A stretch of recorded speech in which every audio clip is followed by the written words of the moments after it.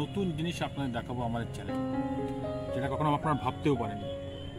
সবসময় ঐতিহাসিক দর্শন আমার চ্যানেলে আপনারা দেখতে পারেন, কিন্তু আজকে এমন একটা জিওগ্রাফিক্যাল লোকেশন দেখাবো যেটা আপনারা আমাদের পশ্চিমবঙ্গে এত কাছে, এত সুন্দর, এই বৈচিত্র্য সহকারে সেটা আপনারা কখনো দেখেন। অবশ্যই সঙ্গে থাকুন সঞ্জয়ের সাথে চ্যানেলে, সাবস্ক্রাইব করবেন চ্যানেলটাকে, অবশ্যই শেয়ার এবং লাইক করবেন এবং এই অদ্ভুত জিনিস আপনারা দেখুন, দেখে অবশ্যই কমেন্টস করবেন কেমন লাগলো। আসুন দেখে নিন।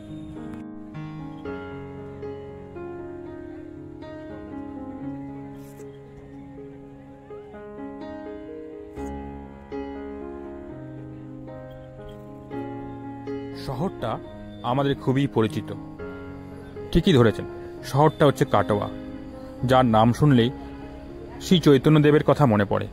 তার উপনয়ন হয়েছিল এই কাটোয়া শহরে।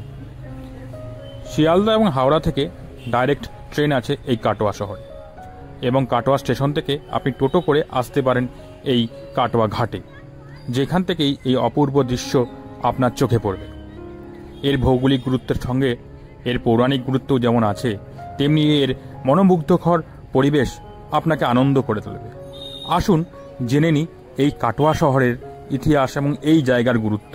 একমাত্র সঙ্গে থাকুন এবং চ্যানেলটি ভালো লাগলে অবশ্যই সাবস্ক্রাইব করুন এবং এই অজানা কাটোয়ার রহস্যটা সবার সঙ্গে শেয়ার করুন। সেই জায়গাটার অনেক গুরুত্ব আছে। আমাদের পশ্চিমবঙ্গে এমন এমন কিছু জায়গা আছে যে জায়গাগুলো আমরা হয়তো জানিই না, কিন্তু আমাদের বাড়ি থেকে বা গন্তব্যস্থল যেখানে আমরা থাকি না কেন খুব কাছাকাছি। আজকে আপনাদের এই যে জায়গাটা দেখাচ্ছি, এটা হচ্ছে গঙ্গা নদী এবং অজয় নদীর সংযোগস্থল। কিন্তু এর গুরুত্বটা আপনার চিন্তা ভাবনা করুন যে অজয় নদী আর গঙ্গা নদীর সংযোগস্থল আমাদের কাটোয়া শহরে খুব কাছে অবস্থিত। এর জায়গার দুটো গুরুত্ব আছে। যদি আপনি ভৌগোলিক গুরুত্ব বলেন, তাহলে দুটো মহান নদী এক জায়গায় মিশেছে, তার একটা মহান গুরুত্ব আছে।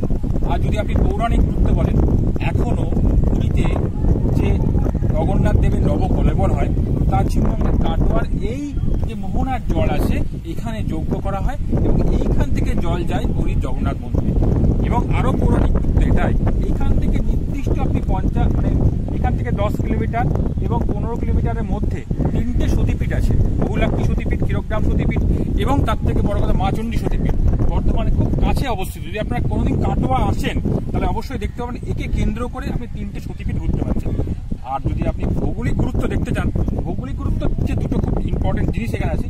এই মোহনায় গাঙ্গেয় ডলফিন পাওয়া যায়, যেটা শিকার করা আইনত দণ্ডনীয়। আর একটা কচ্ছপ পাওয়া যায়, যেটা পুরো লুপ্তপ্রায় প্রাণী, তার নাম হচ্ছে সুন্দরী কচ্ছপ।